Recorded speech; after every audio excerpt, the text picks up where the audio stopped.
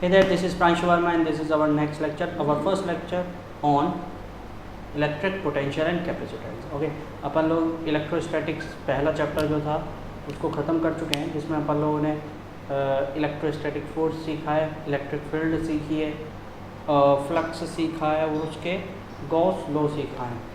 ठीक है, उसके एप्लीकेशन सीखे हैं, ये सारी चीज़ें थी. और इस चैप्टर में हमारा जो फोकस रहेगा वो ज़्यादातर किस पे रहेगा? पोटेंशियल और कैपेसिटेंस पे रहेगा. ठीक है, तो स्टार्ट करते हैं. और इसका सबसे पहला टॉपिक आधा जो चैप्टर है वो इसी पे है, आधा इस पे है. ठीक है, तो स्टार्ट करते हैं. सबसे पहले इलेक्ट्रिक पोटेंशियल पे बात करते हैं. ठीक है, मैं डेफिनेशन बताने से पहले इसकी डेफिनेशन बताने से पहले चीज़ों को थोड़ा सा ध्यान में आपके लाना चाहूँगा. ठीक है, देखिए जरा, हम जानते हैं कि हमारा जो फोर्स था वो क्या था, के Q1 Q2 upon R square. ठीक, यहाँ पे जरा हम इसको स्पेसिफाई करता हुआ मैं तो के को चलो एक काम करते हैं,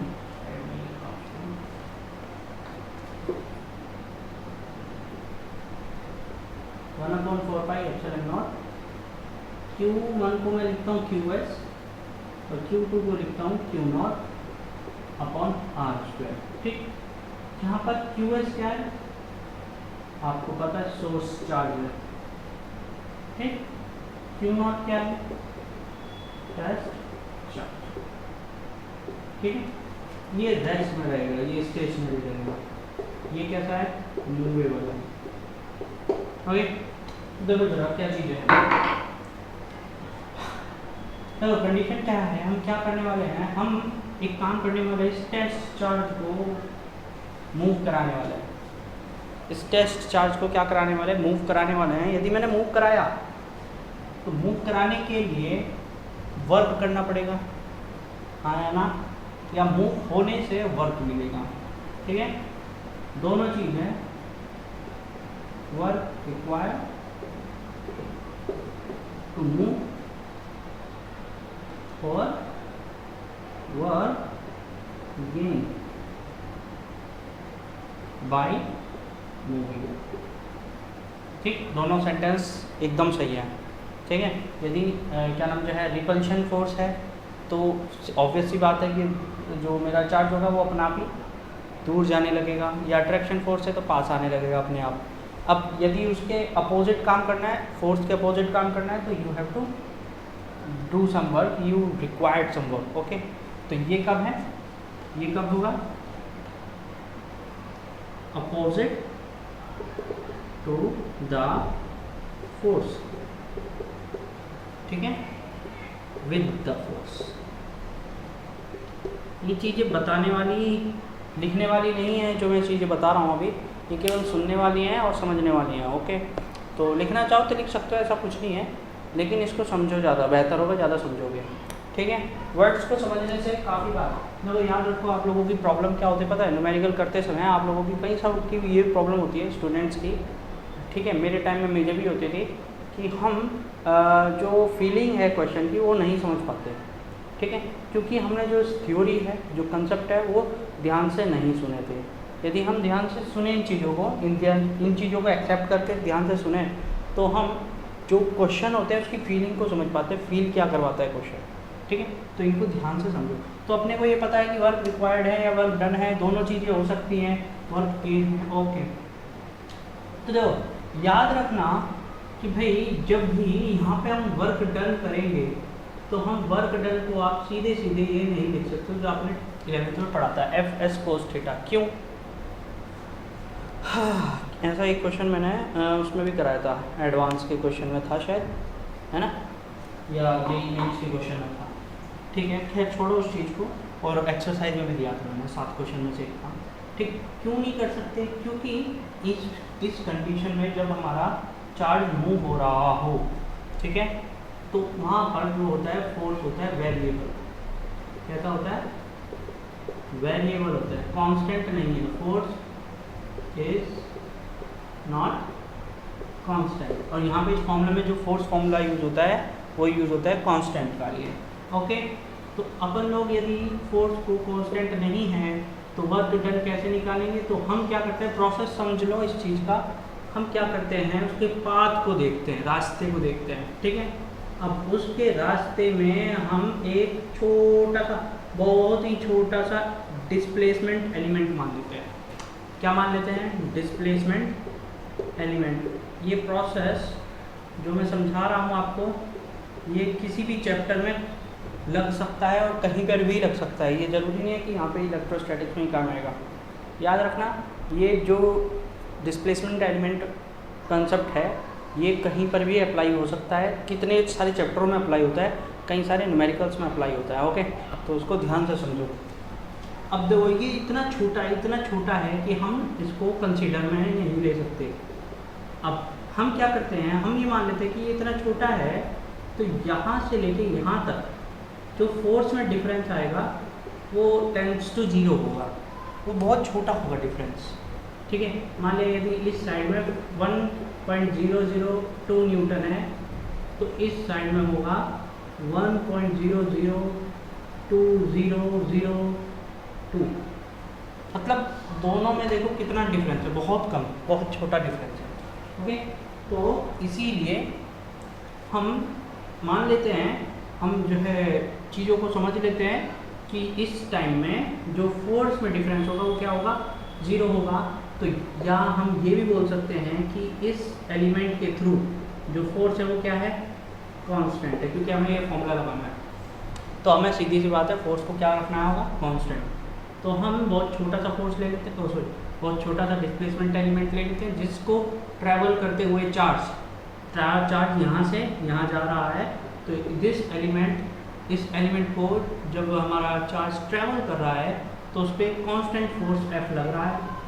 अब इस डिस्प्लेसमेंट एलिमेंट की जो लंबाई है वो कितनी है, मैंने कितनी दी है, ds।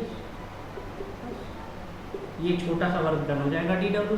ऐसे लाखों एलिमेंट्स हम मान सकते हैं, लाखों एलिमेंट होंगे उसके रास्ते में, है ना, लाखों एलिमेंट्स होंगे ऐसे, बहुत छोटे छोटे, ठीक। ऐसे लाखों एलिमेंट्स यदि इसके रास्ते में हैं और क्या नाम, हमने एक एलिमेंट के द्वारा वर्क डन निकाल लिया है, तो लाखों को या तो ऐड करो सिग्मा लगा के, या फिर मैथमेटिक्स के इंटीग्रेशन पे जाओ, एक एलिमेंट को उसका फंक्शन लो, उसको इंटीग्रेशन कर दो, लिमिट लगाओ यहाँ से लेके यहाँ तक की, और सॉल्व कर दो क्वेश्चन। समझ में आया? तो ऐसे ही हम वर्क डन निकालने वाले हैं, ठीक। तो हम क्या करते हैं, एक छोटा सा एलिमेंट लेंगे, उसके द्वारा जो वर्क डन होगा वो कितना होगा, F × ds, ठीक है। अब एंगल डिपेंड करेगा वो हम कैसे जा रहे हैं, उससे कोई मेथड नहीं है। हमारा जो भी इस चैप्टर में जितने भी हमारे क्वेश्चन होंगे वर्क डन के, उसमें या तो थीटा रहेगा 0 डिग्री या 180 डिग्री, ओके, कोई ज़्यादा खास आएगा नहीं, तो उसको मत कंसिडरेशन में लगाओ, ठीक। यहाँ पे ध्यान दो, F की वैल्यू होगी 1/4πε0 QS Q0 upon r² into ds into dw, okay. फिर आप कितनी कर दीजिए यार, ओके। चलिए देखिए, 1/4πε0 कांस्टेंट है, सोर्स चार्ज कांस्टेंट है, टेस्ट चार्ज कांस्टेंट है, वेरिएबल कौन है, ओके। मैं क्या कर लेता हूँ, dr मान लेता हूँ भाई, यहाँ पे r² लिखा है मैंने, r² dr, ओके। ये dw हो गया, ठीक। क्या करेंगे, इंटीग्रेशन करेंगे, dw का इंटीग्रेशन कहाँ तक करेंगे, 0 से लेके w तक। तो w - 0 = w आ जाएगा, 1/4πε0 QS Q0। इसका इंटीग्रेशन कहाँ से कहाँ तक होगा, इसका इंटीग्रेशन हम कहाँ से कहाँ तक ले जा रहे हैं उस पर डिपेंड करेगा। मैंने मान लिया किसी A पॉइंट से लेके जा रहे हैं B पॉइंट तक, ठीक। तो ये क्या आ जाएगा, सॉरी, QS Q0 इंटीग्रेशन आप जानते हो 1/r² का क्या होगा, 1/r, और लिमिट रख दो RA to RB, और कुछ नहीं, 1/4πε0 QS Q0 minus RB 1/RB minus 1/R, ठीक है। तो यहाँ से इसको डिफॉल्ट कर दे, अपन लोग W की वैल्यू निकाल देंगे 1/4πε0 Q S Q not R A minus R B. ठीक है, ये वर्क डन निकालने का तरीका है। इसका डेरिवेशन अभी मैं समझाने वाला हूँ, तरीके से कराने वाला हूँ। फिलहाल आपको ये समझ में आया वर्क डन क्या होता है। ठीक, देखो इस वर्क डन के फॉर्मूले पे बेस हमारी आगे आने वाली 4 डेफिनेशन है। ठीक है, तो फिलहाल समझ में आया ना ये चीज़। चलिए, तो इसको आप अच्छे से तरीके से करेंगे।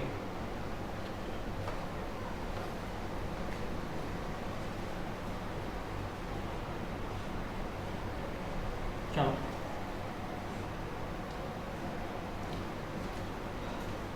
वर्क डन ये डेरिवेशन में करा था। इसके बाद जो मैं आगे के 4 डेफिनेशन होंगी जिसको कराऊंगा, और उनमें इसका एक्सटेंशन कराऊंगा। ठीक है, इसी को बस एक्सटेंड कर दूंगा। तो वर्क डन और work gain.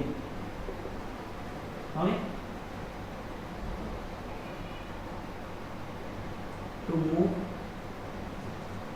a test charge under a uniform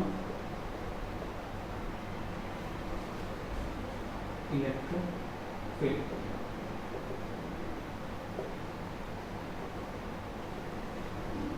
ठीक, तो ध्यान से देखो इसका डेरिवेशन। सीधी सी बात है, कोई सोर्स चार्ज होगा यहाँ पे, अपन लोग ये मान लेते हैं एक सोर्स चार्ज है। एक काम करता हूँ, मैं प्लेट ले लेता हूँ। प्लेट लेने से क्या होगा फायदा,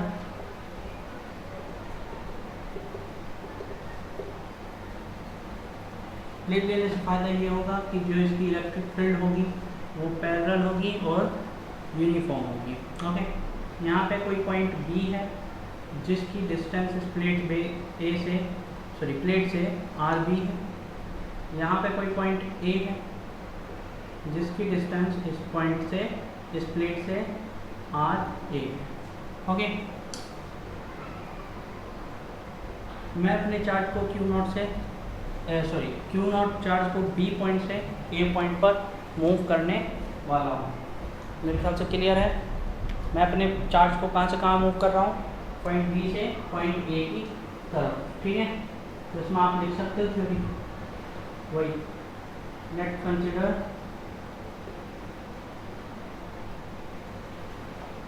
source charge QS having uniform electric field. हालांकि इसका मतलब नहीं है कोई हमारे को भी uniform electric field. Okay, there is a test charge, there is a test charge on point B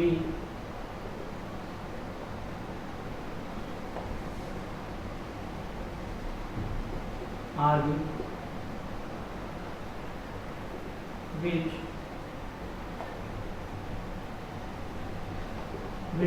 displaced to point A RA bracket. Okay, ये इसकी थ्योरी हो गई। ठीक, अब थ्योरी लिखने का तरीका आपको याद रखना पड़ेगा। बस सेंटेंस बनाना इंग्लिश ही आई है, इसके लिए रटना नहीं है इस चीज़ को। ओके, चलिए then let's consider a small displacement element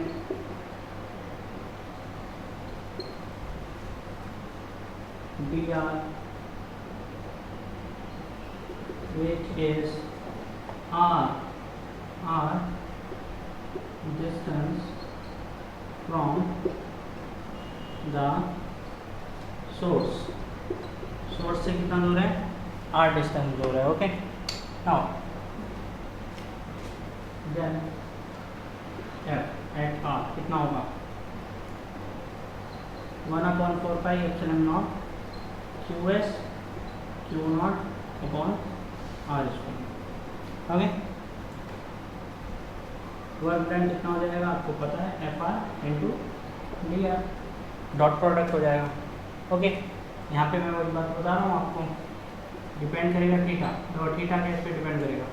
मैंने ये दोनों चार्ज कैसे लिए हैं, पॉजिटिव, कैसे लिए हैं पॉजिटिव, तो ये रिपल करेंगे हाँ या ना, लेकिन मैं यहाँ से यहाँ लेके जा रहा हूँ, मतलब फोर्स किस तरफ है, इस तरफ, फोर्स की डायरेक्शन है किस तरफ, इस तरफ, और डिस्प्लेसमेंट किस तरफ है, डी आर किस तरफ है, दिस साइड, बीच का एंगल कितना है 180 डिग्री।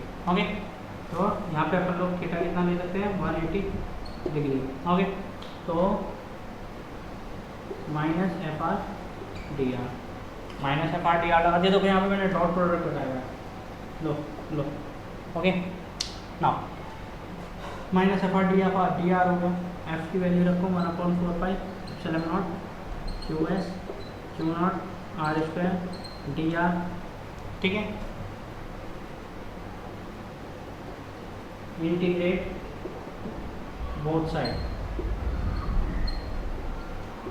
ठीक, अब लिमिट रखना, सीख लो फटाफट अच्छे से, जितना जल्दी सीखोगे बेहतर है, उतना ही ज़्यादा आपके लिए। इसका स्क्रीनशॉट लो, ऊपर से मैं मिटाने जा रहा हूँ।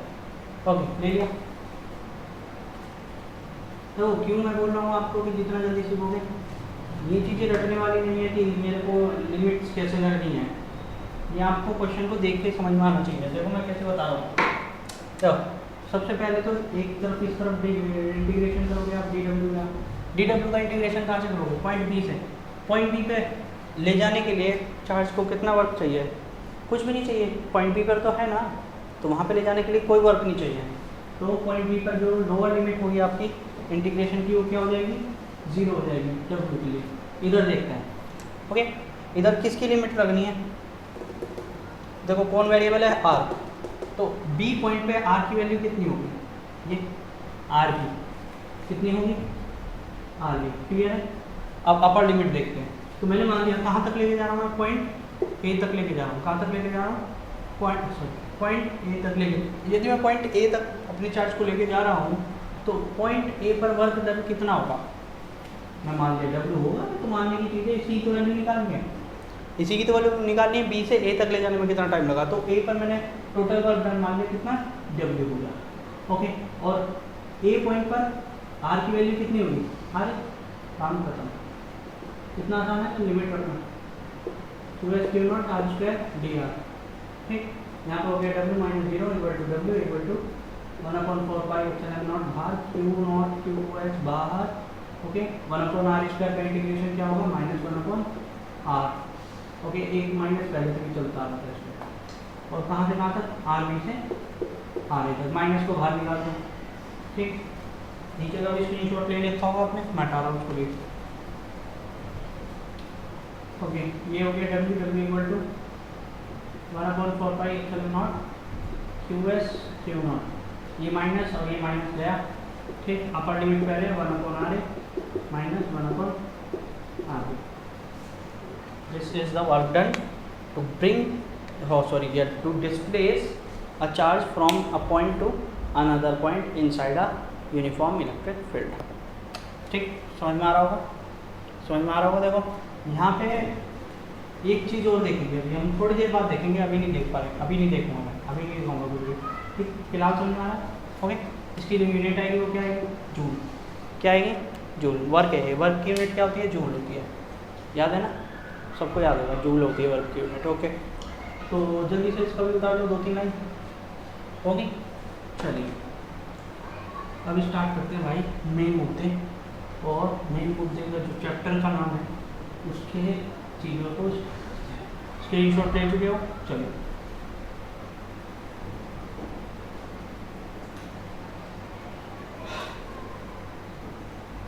सबसे पहले नाम आएगा, बेस से स्टार्ट करेंगे, इलेक्ट्रिक या इलेक्ट्रोस्टैटिक पोटेंशियल एनर्जी।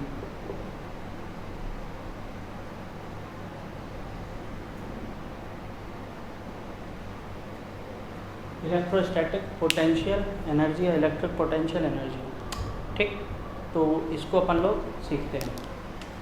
देखो इसकी डेफिनेशन क्या होती है, सबसे पहले इसकी डेफिनेशन पे बात करेंगे, उसके बाद हम इसका फॉर्मूला बड़े आराम से बना पाएंगे, क्योंकि हमारे पास इसका, इससे आगे आने वाली 3 डेफिनेशंस का बेसिक फॉर्मूला अवेलेबल अभी भी है। ठीक, तो देखते हैं पहले ये इसकी डेफिनेशन क्या बोलती है। इसकी डेफिनेशन के हिसाब से यदि ये कोई यूनिफॉर्म इलेक्ट्रिक फील्ड है, ठीक, किसकी वजह से, एक सोर्स चार्ज QS की वजह से, ठीक, ऑब्वियसली बात है, इधर पॉजिटिव होगा इधर नेगेटिव होगा।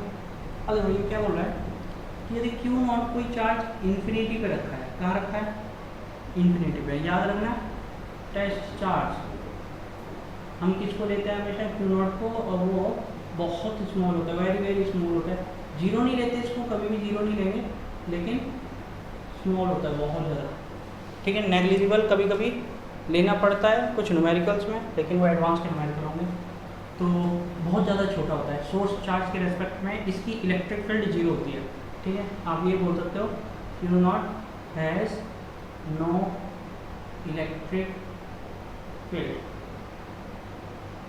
हम ऐसा क्यों करते हैं, यदि मैंने इसको यहाँ पे ला के रखा तो इसकी भी खुद की इलेक्ट्रिक फील्ड होगी और ये भी इलेक्ट्रिक फील्ड है, तो वहाँ पे नेट इलेक्ट्रिक फील्ड बनेगी। इसीलिए हमने क्या मान लिया, इसकी इलेक्ट्रिक फील्ड बिल्कुल जीरो है, बहुत छोटा चार्ज है, इसके रेस्पेक्ट में बहुत छोटा चार्ज है, तो इसकी जो फील्ड है इसकी फील्ड पर कोई इफेक्ट नहीं कर पाएगी। ओके, इस चीज़ को याद रखना, ये चीज़ें याद रखनी है आप लोगों को, ठीक। तो क्या है, इसकी डेफिनेशन क्या बोलती है कि यदि कोई Q0 चार्ज इन्फिनिटी पे रखा है, इन्फिनिटी कहाँ होता है, जहाँ पर कोई भी फोर्स नहीं लग रहा हो, नेट फोर्स बॉडी पर कितना हो, किसी भी चार्ज पर जीरो हो, ठीक है, उसकी जो एनर्जी हो वो भी कितनी हो, जीरो हो, टोटल एनर्जी उसकी कितनी हो, जीरो हो। ओके, बेसिकली पोटेंशियल एनर्जी को हम बोलते हैं कि जीरो होती है वहाँ पे, ठीक। तो ऐसा पॉइंट को क्या बोलते हैं हम, इन्फिनिटी। ओके, अब यदि कोई टेस्ट चार्ज इन्फिनिटी पे रखा है और मैं उसको उठा के इन्फिनिटी से किसी पॉइंट A पर लेके आता हूँ जिसकी डिस्टेंस यहाँ से RA है, तो जो वर्क डन मुझे करना पड़ेगा वो ही होगा इलेक्ट्रोस्टैटिक पोटेंशियल एनर्जी। समझ में आया? If I bring a test charge from infinity to a certain point inside a uniform electric field, the work done that or work gain, okay, the work done पे ज़्यादा focus करते हैं, या work required to us, that is called as electrostatic potential energy। Clear, समझ में आया? बहुत आसान था। चलिए, तो इसकी पहले डेफिनेशन लिख लो और ये फिगर तो बना ही लो, चलो, ओके, क्योंकि फिगर से डेफिनेशन हमेशा याद रखती है। इसकी डेफिनेशन क्या लिख रहे हैं हम, work done to bring a charge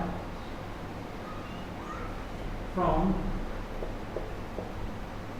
infinity to a certain point inside a uniform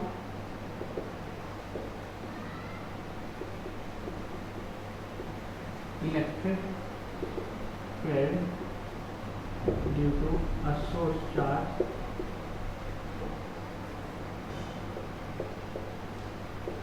is called as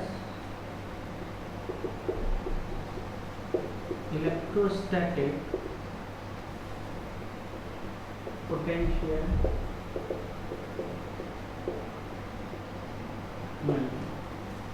ठीक, इसको हम क्या बोलेंगे, इलेक्ट्रोस्टैटिक पोटेंशियल एनर्जी। ठीक है, हम इसको रिप्रेजेंट किससे करेंगे, it is represented by you. इससे रिप्रेजेंट होती है यू से, यूनिट क्या है इसकी, जूल है। ठीक है, जूल है, कैसी क्वांटिटी है ये, स्केलर क्वांटिटी। ओके, ये सारी चीज़ें होंगी, समझ में आ गई। आगे मैं बढ़ूँ, चलिए, अब देखो इसकी वैल्यू हम निकालने की कोशिश करेंगे। ओके, तो छोड़ो, अब हटा दूँ मैं। चलिए, अच्छा एक बात समझ में आ रही होगी, ये भी क्या है, वर्क डन है। वर्क डन क्या है, वर्क डन। ओके, इसकी लिमिट कहाँ से कहाँ तक है, बस ये याद रखने की ज़रूरत है। तो हमारा फॉर्मूला जो आया था फॉर्मूले के एक पीछे में जाता हूँ, एक स्टेप पर, ठीक है। हालांकि मैं फॉर्मूले से भी काम कर सकता हूँ, लेकिन फिर भी मैं एक स्टेप पीछे जा रहा हूँ जहाँ पे हमने इंटीग्रेशन नहीं करा था और हमारे पास ये था। और यही चीज़ थी, जाके देख भी सकते हो आप पीछे अपनी नोटबुक में, आपने उतारा होगा। तो ये वर्क डन होगा। अब लिमिट देखते हैं, लिमिट क्या होगी यहाँ पे। तो लिमिट सबसे पहले डी डब्ल्यू पे लगाएं। तो जो शुरुआत में इनिशियल में है, कहाँ पे इन्फिनिटी पे, वहाँ पे वर्क डन क्या होता है, 0, क्योंकि उसके पास वहाँ पे एनर्जी नहीं है और वहाँ पहुँचाने के लिए हमारे को एनर्जी चाहिए भी नहीं, वो तो वहाँ पे पहले से अवेलेबल है। इसकी लोअर लिमिट क्या होगी, इन्फिनिटी, क्योंकि उस टाइम पे वो कहाँ पर है, इन्फिनिटी पे। इस सोर्स चार्ज से कितनी दूर है, इन्फिनिटी, इन्फानाइट पर है। तो लोअर लिमिट क्या होगा, इन्फानाइट। अपर लिमिट यहाँ पे डब्ल्यू ही होगी, पहले भी डब्ल्यू थी, और यहाँ पे कितनी होगी, आर ए, क्योंकि कितनी डिस्टेंस पर है, कहाँ पर पहुँचाना है, आर ए पर, है ना। देखो ये सब काम मैं पहले वैसे ही कर सकता था सीधे सीधे, लेकिन मैं आपको अच्छा इसमें माइनस भी लगा दे पहले। ओके, तो ये क्या हो जाएगा, minus Q S Q naught minus 1/r हो जाएगा, लिमिट इन्फिनिटी से आर है। ओके, माइनस माइनस गायब हो जाएगा, Q S Q naught 4πε0। Okay, upper limit पहले R A minus lower limit बाद में इन्फिनिटी। 1/∞ की वैल्यू क्या होती है भाई, 1/∞ की वैल्यू कई बच्चों ने बता दी होगी अभी तक, और मैं खुश होता। जिसने बताई है वो बड़ा अच्छी बात है। 1/∞ की वैल्यू होती है 0, तो ये टर्म गायब हो जाएगी, केवल और केवल ये बचेगा। तो देख पा रहे होंगे आप कि W क्या होगा, 1/4πε0 Q S Q naught upon R A. इसको हम वैसे भी कर सकते थे, क्योंकि यहाँ पे आर बी क्या था, इन्फिनिटी, इनिशियल पोजीशन क्या थी, आर बी थी, इन्फिनिटी थी, तो उसी फॉर्मूले में हम वैल्यू रख सकते थे और सीधे यहाँ से काम करते, लेकिन मज़ा नहीं आता उससे, ठीक है, समझ में आया। तो इलेक्ट्रिक पोटेंशियल एनर्जी कितनी होगी आपकी, 1/4πε0 Q S Q naught upon R A. Okay, तो ये है इलेक्ट्रोस्टैटिक पोटेंशियल एनर्जी का फॉर्मूला, ठीक। इसके बारे में आप सब कुछ जान चुके हैं, ठीक। चले क्या आगे बढ़ लेते हैं, और इसके बाद एक डेफिनेशन और पढ़ते हैं, और उसके बाद कल को देखेंगे फिर। ये देखो यार, गर्मी लग रही है बहुत ज़्यादा। हाँ, तो आगे है इलेक्ट्रोस्टैटिक पोटेंशियल एनर्जी डिफरेंस, ठीक। देखिए, जो मैंने कुछ 7 क्वेश्चन दिए थे एक्सरसाइज के, और मैंने उनका सॉल्यूशन सब बच्चों को भेज दिया है। जिसको ना समझ में आया हो वो कर ले, और इसके बाद अपन लोग उसको, यार उसको भी तो करना था, ठीक है, उसको घड़ी वाले क्वेश्चन को भी अपन सॉल्व करें। चलिए फिलहाल इसको देखिए, इसकी डेफिनेशन क्या बोलती है। इसकी डेफिनेशन बोलती है, देखो, इलेक्ट्रोस्टैटिक पोटेंशियल एनर्जी डिफरेंस क्या कहता है कि work done to bring a charge from a certain point to another point, ठीक, certain point to another point, वही फिर कहानी, inside a uniform electric field, uniform electric field is called as, ये इसका मैं शॉर्ट फॉर्म लिख दिया हूँ, EPED, ठीक है, EPED, ओके, इज कॉल्ड एज EPED। ओके, सेम क्वांटिटी में ही है, यूनिट जूल ही होगी इसकी भी, स्केलर क्वांटिटी ये भी है, ओके, और इसको रिप्रेजेंट करते हैं हम delta U, it is represented by delta U.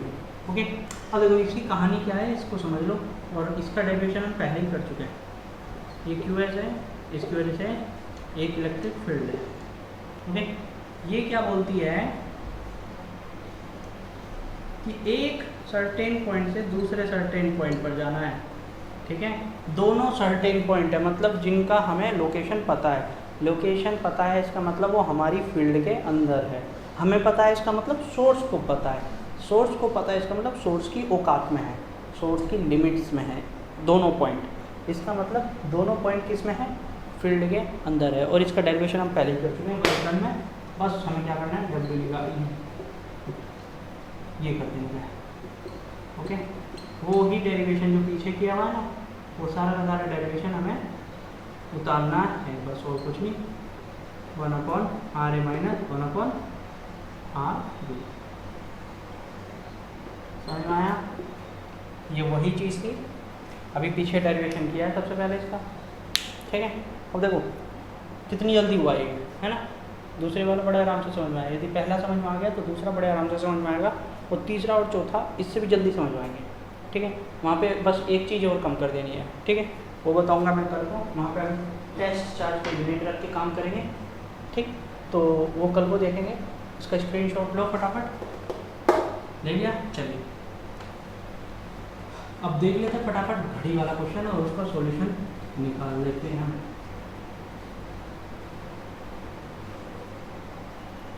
आप में से कई बच्चे इस घड़ी वाले सॉल्यूशन में एक अच्छे पॉइंट तक पहुंच गए थे। ये 12 ये 6 सबको पता है कि ये नेट फोर्स हो जाएगा 6E² इस तरफ, एक की तरफ आएगा एक 6E², ठीक है, जो 7 के साथ का होगा।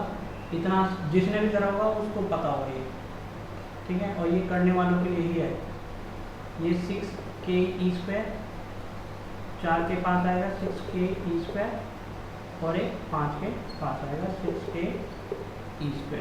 ओके, तो देखो यहाँ पे जो फालतू की लाइन है उसको हटा देते हैं, ठीक। अब देखो यहाँ पे कई सारी फोर्सेस हैं, तो हम बेहतर क्या करें, हम कर लेते हैं ये कंपोनेंट ब्रेक। जितना अच्छा होगा कंपोनेंट ब्रेक कर लेते हैं, ठीक है। कंपोनेंट ब्रेक करने का क्या तरीका होता है, एक्स और वाई एक्सिस में कंपोनेंट तोड़ देना, ठीक है। तो ये पॉजिटिव वाई, ये नेगेटिव वाई, ये प्लस वाई एक्स, ठीक। सबसे पहले इसका, तो ये तो केवल और केवल एक्स एक्सिस में तो 6KE²।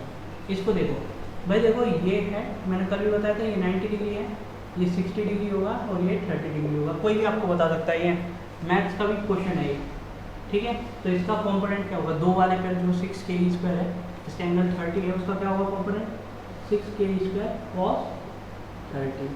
ऐसे ही इसका भी तो होगा, ये जो 4 पर होगा उसका भी तो यही होगा, है ना। तो इसका भी क्या लिख दूँ, 6KE² cos 30, ओके। और एक क्या होगा, एक cos 60, 6KE² cos 60, और इसका भी क्या होगा 6KE² cos 60, ठीक। ये हमारे 5 फोर्स एक्स एक्सिस पे लगेंगे। इसका एक कोस कंपोनेंट, इसका कोस कंपोनेंट, इसका कोस कंपोनेंट, इसका कोस कंपोनेंट, और ये टोटल का टोटल।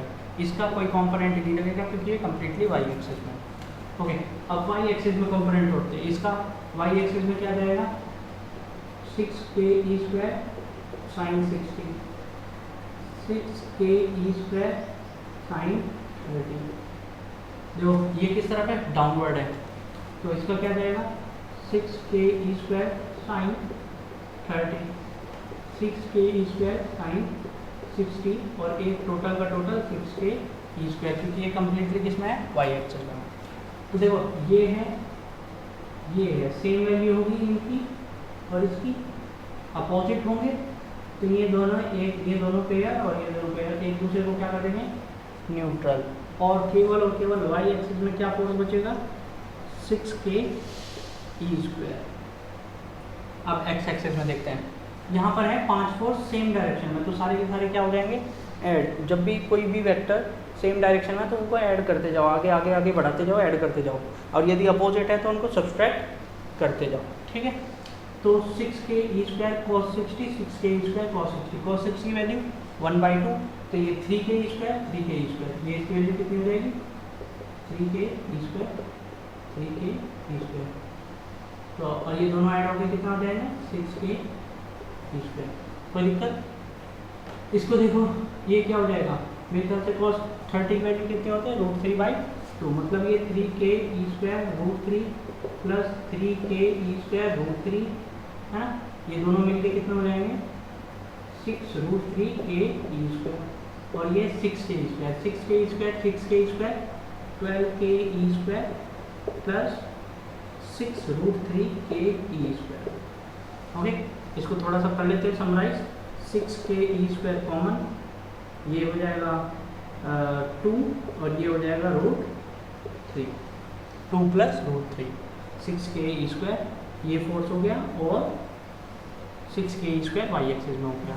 दो फोर्सेस हैं परपेंडिकुलर टू ईच अदर हैं, तो नेट फोर्स क्या हो जाएगा, दोनों का स्क्वायर करके ऐड करो और अंडर रूट कर दो।